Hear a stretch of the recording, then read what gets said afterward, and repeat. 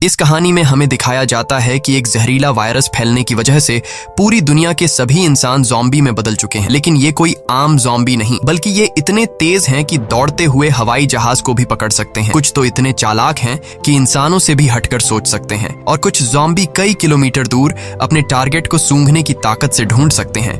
लेकिन इस खतरे से घिरी हुई दुनिया में अब सिर्फ 2 ही इंसान जिंदा बचे हैं। क्या ये दोनों सरवाइव कर पाएंगे या नहीं, जानते हैं आज की इस वीडियो में। कहानी की शुरुआत में हम एक लड़के को देखते हैं जो अपने कमरे में बैठकर टीवी पर कार्टून देख रहा होता है कि तभी अचानक टीवी का सिग्नल चला जाता है और स्क्रीन पर एक इमरजेंसी रिपोर्ट आने लगती है। ये खबर उस लड़के की मुस्कुराहट छीन लेती है। टीवी में बताया जाता है कि दुनिया भर में एक बहुत ही जहरीला वायरस फैल गया है, जिससे इन्फेक्टेड लोग कुछ मिनटों के अंदर भयानक ज़ॉम्बी जैसे बन जाते हैं। ये वायरस बहुत तेजी से फैलता है और पूरी दुनिया इस वायरस की चपेट में आ चुकी है। टीवी में बताया जाता है कि जो भी ये खबर सुन रहा है वो जल्दी से खुद के लिए कोई सेफ जगह देख ले। लड़का ये सब देख ही रहा होता है कि अचानक ऊपर के कमरे से अजीब तरह की आवाज आती है। वो आवाज सुनकर लड़के के गले में सांसें अटक जाती हैं। लड़का धीरे धीरे ऊपर जाकर देखता है तो पता चलता है कि ये उसकी बड़ी बहन का मजाक था। उसके बाद ये दोनों लड़के अपनी माँ के कमरे की तरफ जाते हैं और वहां जाकर ये देखते हैं कि उनकी माँ बहुत परेशान है।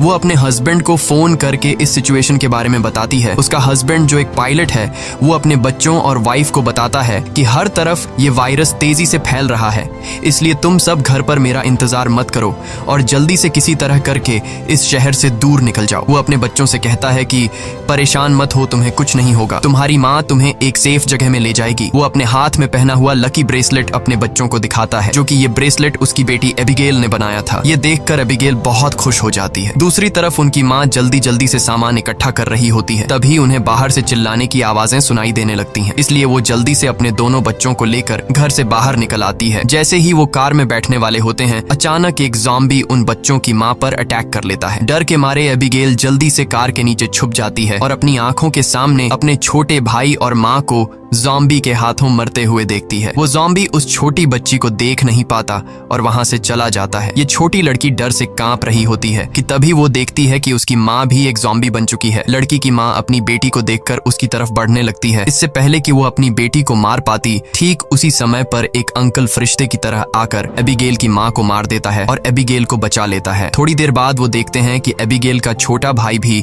ज़ॉम्बी में कन्वर्ट हो रहा है, इसलिए वो आदमी लड़की को कान बंद करने के लिए कहता है और उसके ज़ॉम्बी बन चुके छोटे भाई को भी गोली मार देता है। अब इसके बाद 10 साल के बाद का सीन दिखाया जाता है और हम देखते हैं कि ज़ॉम्बी वायरस की वजह से इंसानी सभ्यता पूरी तरह से बर्बाद हो चुकी है। कभी रोशनी से चमकने वाले शहर अब वीरान हो चुके हैं और अब तक सारे इंसान या तो मर चुके हैं या फिर ज़ॉम्बी बनकर इधर उधर भटक रहे हैं और सिर्फ 2 ही लोग जिंदा बचे हैं। वो छोटी लड़की एबिगेल जिसे अंकल ने बचाया था, अब वो बड़ी हो चुकी है। उस दिन से लेकर अब तक एबिगेल अंकल जैक की नजरों में पली बढ़ी और जैक ने उसे ट्रेन करके ज़ॉम्बी से लड़ना सिखा दिया है। उस दिन अगर उसकी लाइफ में जैक नहीं आता तो एबिगेल अब तक मर चुकी होती, इसलिए एबिगेल जैक को अपना पिता मानती है। इतने सालों तक जंगल में अकेले रहने के बाद एबिगेल को बहुत ही लोनली महसूस हो रहा होता है। उसकी सबसे बड़ी इच्छा है कि उसे कोई इंसानी बस्ती मिल जाए जहां वो लोगों के साथ मिलकर रह सके, लेकिन जैक को लोगों के बीच रहना बिल्कुल भी पसंद नहीं। रात को जब वो दोनों जंगल में कैंप लगाकर सो रहे थे, तभी किसी की आवाज से जैक की आंख खुल जाती है। वो धीरे से अपने कैंप से बाहर निकलकर देखता है कि तभी एक ज़ॉम्बी जैक पर हमला कर देता है, लेकिन जैक लगातार गोलियां चलाकर उसे मार देता है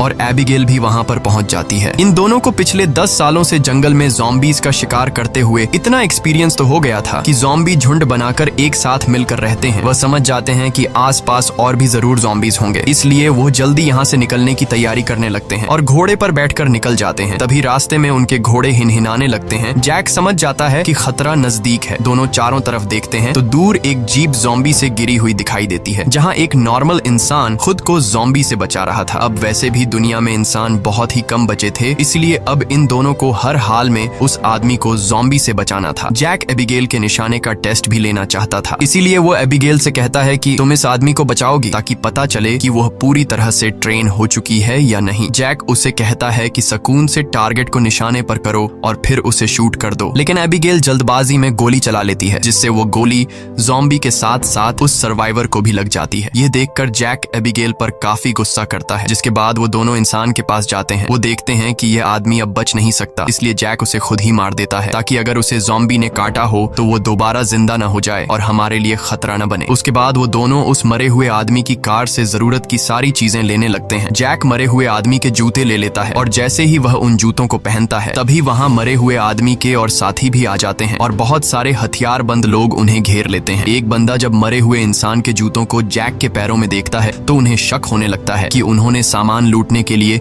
उनके साथी को मारा है। जब ये लोग जैसे ही इन दोनों को मारने लगते हैं तभी एक प्रेग्नेंट लेडी कार से उतरती है और अपने साथियों से इन दोनों को छोड़ने के लिए कहती है। तभी काला घोड़ा फिर से इन्हें वार्निंग देता है और अगले ही पल दूर जंगल से तेज आवाजें आने लगती हैं। बहुत सारे ज़ॉम्बी तूफान की तरह चारों तरफ से उनकी ओर बढ़ने लगते हैं। वो लोग इतने तेज रफ्तार से आते हैं कि उन्हें भागने का मौका नहीं मिलता, इसलिए हथियार निकालकर वहीं मुकाबला करते हैं। यहाँ सबके पास हथियार तो थे मगर ज़ॉम्बी की तादाद काफी ज्यादा थी, इसलिए वो एक एक करके ग्रुप के बहुत से लोगों को काट लेते हैं। बचे हुए लोगों के पास छुपने की कोई जगह नहीं होती और जल्द ही यह बहुत ही कम लोग बच जाते हैं। एक मजबूत आदमी बदकिस्मती से ज़ॉम्बी के काटने का शिकार हो जाता है, इसलिए वह खुद को गोली मारना चाहता है लेकिन उसके बंदूक में गोलियां खत्म हो जाती हैं। अब उन्हें पता चल चुका था कि वो उनसे लड़ नहीं पाएंगे, इसलिए एबिगेल प्रेग्नेंट लेडी को लेकर गाड़ी में बैठाती है। गाड़ी में प्रेग्नेंट लेडी का हस्बैंड भी बैठा होता है और जैक गाड़ी स्टार्ट करके जल्दी से वहां से निकल जाते हैं। पूरे ग्रुप में अब ये सिर्फ 4 लोग ही बचे थे, बाकी सब ही ज़ॉम्बीज़ के शिकार हो चुके थे। एक काले चेहरे वाला ज़ॉम्बी अपने साथियों को मरा हुआ देखकर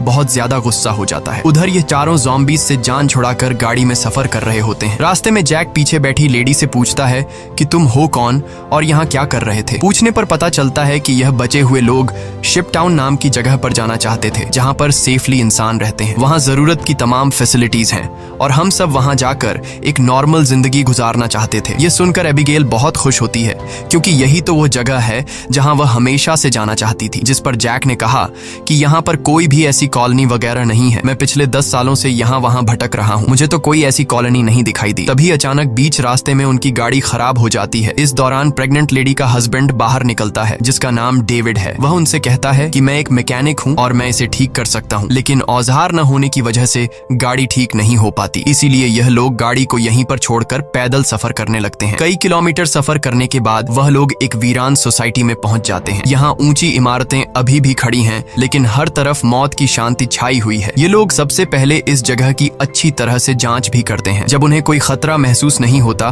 तो यह लोग रात यहाँ गुजारने का फैसला करते हैं। रात को वह लोग आग जलाकर खाना पकाते हैं। एबिगेल शिप टाउन नाम के उस जगह पर जाने के लिए बहुत बेताब थी। वह उस प्रेग्नेंट औरत से उस जगह के बारे में बातचीत करने लगती है। प्रेग्नेंट औरत उससे बताती है कि हमारा पहले से उस शिप टाउन में रहने वाले लोगों के साथ रेडियो पर कांटेक्ट हो चुका है। वह एक बहुत ही खूबसूरत जगह है जहां हम आजादी से रह सकते हैं। ये बातें सुनकर एबिगेल की आंखों में चमक उठी। दूसरी तरफ जैक बाहर चारों ओर जाल बिछा देता है ताकि अगर वह लोग सो भी जाए तो खतरा करीब होने पर फौरन पता चले। जैक अंदर आकर एक मैप निकालता है और सबको समझाता है कि वो मेगन और डेविड को कुछ दूर तक पहुंचाएगा और उसके बाद दोनों अलग अलग रास्ते पर चले जाएंगे। लेकिन एबिगेल जैक के इस फैसले से खुश नहीं थी। वह जैक के पास जाकर उससे बहस करती है कि डेविड अपनी प्रेग्नेंट वाइफ को उस जगह तक सेफली नहीं पहुंचा पाएगा, इसलिए हमें उनके साथ चलना चाहिए। जैक कहता है हमें समझदारी से काम लेना चाहिए। देखो, जहां लोग ज्यादा होते हैं वहां पर खतरा भी ज्यादा होता है। लेकिन एबिगेल जैक के इस फैसले से नाराज होकर चली जाती है। हालांकि दोनों को ये नहीं पता होता कि वह काले चेहरे वाला ज़ॉम्बी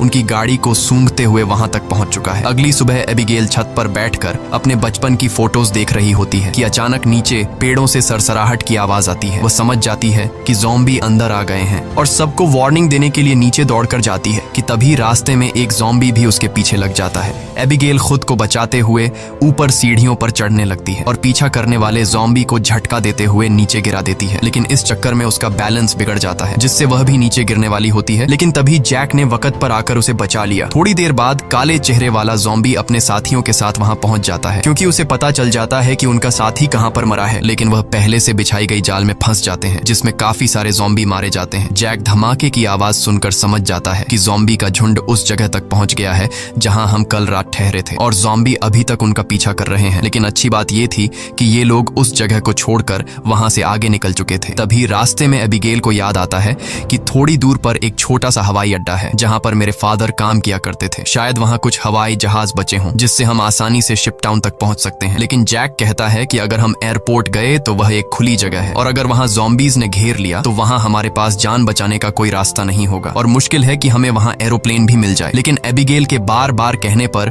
वह वहाँ जाने के लिए मान जाता है, जिसके बाद ये लोग एयरपोर्ट आ गए, लेकिन यहाँ पर कोई भी एरोप्लेन नहीं था। जैक कहता है, देखा, मैंने कहा था यहाँ पर कोई भी एरोप्लेन नहीं होगा। लेकिन जब वह लोग वहाँ पर एक छोटे से गराज में पहुंचते हैं तो गराज का दरवाजा खोलते ही लकीली वहाँ उन्हें एक छोटा एरोप्लेन मिल जाता है। ये देखकर ये लोग बहुत खुश हो जाते हैं क्योंकि अब उनका शिप टाउन तक पहुंचने का रास्ता आसान हो गया। लेकिन ये हवाई जहाज बहुत दिनों से इस्तेमाल नहीं हुआ था, इसलिए मैकेनिक डेविड कहता है कि उसे ठीक करने की जरूरत है। ज्यादा नहीं, मैं उसे 10 से 15 मिनट के अंदर ठीक कर दूंगा। जब तक डेविड एरोप्लेन को ठीक करता तब तक जैक और एबिगेल एयरपोर्ट में कुछ काम की चीजें ढूंढने लग जाते हैं। तभी डेविड दूरबीन से देखता है कि दूर से बहुत सारे ज़ॉम्बीज आ रहे हैं जो बहुत जल्द एरोप्लेन तक पहुंच जाएंगे। वह लोग दौड़ कर आते हैं और उन दोनों को वार्न करते हैं कि हमें जल्दी से एरोप्लेन को स्टार्ट करना होगा, नहीं तो ज़ॉम्बी यहाँ पहुंचकर हमें मार देंगे। एबिगेल जल्दी से पायलट की सीट पर बैठ जाती है, वहाँ पर मौजूद बुक्स को रीड करती है। उसके फादर पायलट थे, इसलिए उसने अपने फादर से एयरप्लेन को कंट्रोल करने की थोड़ी बहुत जानकारी सीखी थी। और जैक ज़ॉम्बीज को शूट करके उन्हें रोकने की कोशिश करता है। एबिगेल जैसे तैसे करके एरोप्लेन को स्टार्ट कर लेती है, लेकिन तब तक बहुत देर हो चुकी थी। वहाँ बहुत सारे ज़ॉम्बी रनवे तक पहुंच जाते हैं। उनकी रफ्तार काफी तेज थी और उनमें से एक ज़ॉम्बी एरोप्लेन के दरवाजे तक पहुंच भी जाता है, लेकिन जैक उसे गोली मारकर एरोप्लेन को उसे छुड़ा लेता है और एबिगेल जहाज के कंट्रोल को समझ जाती है। इस तरह से ये लोग जहाज को टेक ऑफ कर लेते हैं। हवाई जहाज में बैठे सभी लोग बहुत खुश हैं क्योंकि वो जल्द ही सीधे शिप टाउन पहुंच जाएंगे। लेकिन